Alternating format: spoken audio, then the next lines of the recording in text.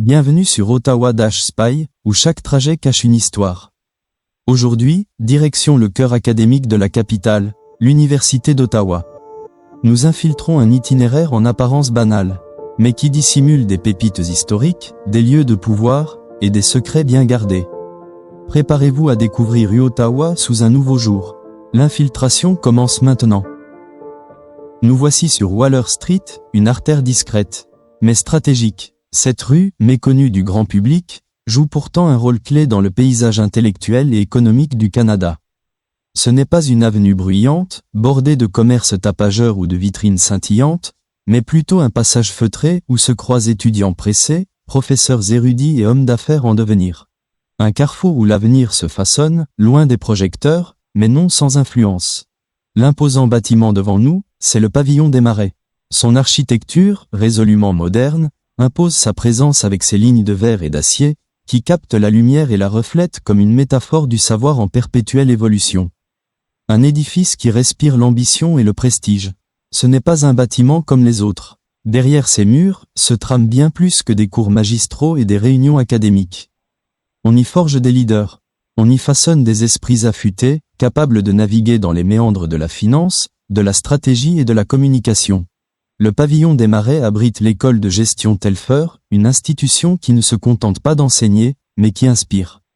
C'est ici que naissent les futurs PDG, les décideurs de demain, ceux qui occuperont les sommets du pouvoir économique et peut-être même politique. L'influence de Telfer dépasse largement les frontières du campus. Ces diplômés s'infiltrent dans les grandes entreprises, les cabinets d'audit, les institutions financières et, parfois, les sphères gouvernementales. L'école ne forme pas seulement des gestionnaires, mais des stratèges, des négociateurs, des communicateurs hors pair. Mais pourquoi ce bâtiment porte-t-il le nom de Desmarais? Un patronyme qui, au Canada, ne laisse personne indifférent. Paul Desmarais, disparu en 2013, fut bien plus qu'un simple homme d'affaires. Il était un titan de la finance, un magnat des médias, un stratège dont l'ombre plane encore sur les décisions économiques du pays. Son empire, Power Corporation, n'a pas seulement accumulé des richesses, il a façonné des opinions, influencé des gouvernements et tissé des alliances transnationales. Ce n'est pas un hasard si son nom trône sur cet édifice. Loin d'être une simple reconnaissance honorifique, c'est un symbole. Un message subtil mais puissant. Ici, on ne se contente pas de transmettre des connaissances, on enseigne l'influence. On apprend à manier l'information comme une arme, à la modeler, à la diffuser avec précision pour orienter l'opinion, structurer les récits dominants et asseoir des visions stratégiques. À Spy, on aime les symboles. Et celui-ci est particulièrement évocateur. Il illustre le lien étroit entre le monde des affaires, les médias et le pouvoir. Dans ces salles de cours, les étudiants absorbent bien plus que des notions de marketing ou de gestion financière. Ils s'initient à l'art subtil de la persuasion, au langage de l'influence, aux rouages complexes qui font et défont les empires. L'école de gestion Telfer, sous l'égide de ce nom prestigieux, est un laboratoire où se conçoivent les stratégies du futur. Une fabrique de dirigeants qui sauront, demain, jouer sur les tableaux multiples de la politique, de l'économie et des médias. Une formation qui va au-delà des simples chiffres et théories pour s'ancrer dans une réalité où chaque mot, chaque décision, chaque relation compte. Alors, lorsque vous passez devant le pavillon des Marais, ne voyez pas seulement un bâtiment universitaire. Voyez un lieu où se trament des ambitions, où se dessinent des avenirs et où s'échafaudent des stratégies d'influence. Car derrière ces murs de verre et d'acier, ce ne sont pas seulement des cours qui se donnent, ce sont des destins qui se jouent. Nous changeons de zone. Laurier-Est n'est pas qu'une rue.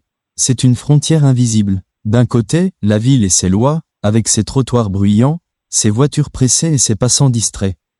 De l'autre, un territoire à part, une enclave académique où le temps semble s'étirer différemment.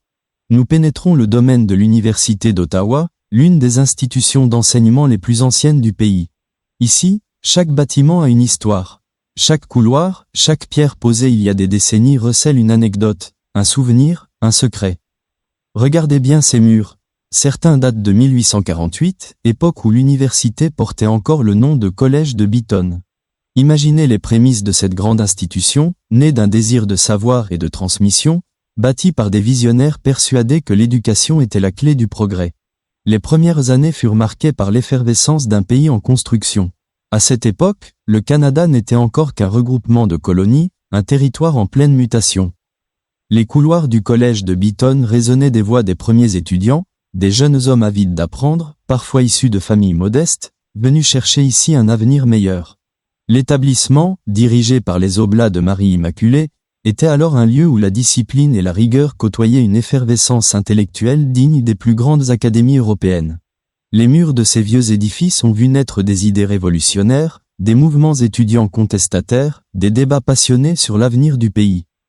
Dans l'ombre des amphithéâtres, on murmurait des théories nouvelles, on critiquait l'ordre établi, on envisageait un futur différent. Certaines de ces conversations ont peut-être influencé les grandes décisions qui allaient façonner le Canada moderne.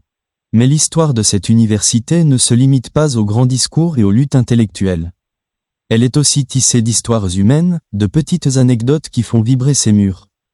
Imaginez ces jeunes étudiants du XIXe siècle, découvrant les premières amours dans la pénombre des jardins, échangeant des billets furtifs sous les bancs des salles de classe. Imaginez les intrigues, les amitiés indéfectibles forgées dans la pression des examens, les rivalités qui animaient les corridors. Chaque fenêtre, chaque porte, chaque recoin a été témoin de drames personnels et de joies secrètes. Les temps ont changé, bien sûr. Aujourd'hui, ce ne sont plus des prêtres en soutane qui arpentent les couloirs, mais des professeurs en jean et des étudiants absorbés par l'écran de leur téléphone. La quête du savoir, elle, reste inchangée. Si autrefois on y débattait sur les principes de la démocratie naissante, aujourd'hui, ce sont les enjeux du climat, des technologies de pointe et de la justice sociale qui animent les discussions. Le campus a grandi, s'est modernisé, mais il conserve son âme. Certains bâtiments ont été rénovés, d'autres ont disparu, remplacés par des structures plus modernes. Pourtant, en y regardant de plus près, on devine encore l'empreinte du passé. Dans l'architecture de certaines façades, dans les inscriptions à demi effacées sur les murs d'anciens auditoriums, dans le grincement des vieux escaliers en bois. Les couloirs de l'Université d'Ottawa sont aujourd'hui empruntés par des milliers d'étudiants venus des quatre coins du monde. Ils ne se doutent peut-être pas qu'en posant la main sur une rampe de bois usé, ils touchent une parcelle d'histoire, qu'en s'asseyant sur un banc du pavillon Tabaret, ils prennent place là où d'autres, il y a plus d'un siècle, ont rêvé d'un avenir meilleur. Et si, parfois, en pleine nuit, une ombre semble glisser le long des murs de la vieille bibliothèque, qui sait? Peut-être est-ce l'esprit d'un étudiant d'autrefois, un ancien orateur qui, encore aujourd'hui, cherche à partager une idée révolutionnaire. Ou peut-être est-ce simplement le vent, s'engouffrant dans les couloirs chargés d'histoire, rappelant à ceux qui savent écouter que le passé n'est jamais bien loin. Notre infiltration s'achève, mais l'histoire continue. Et Ottawa est bien plus qu'un campus. C'est un labyrinthe de savoir, de pouvoir et de mystère. Si ces murs pouvaient parler, ils murmureraient sûrement « Reviens bientôt ».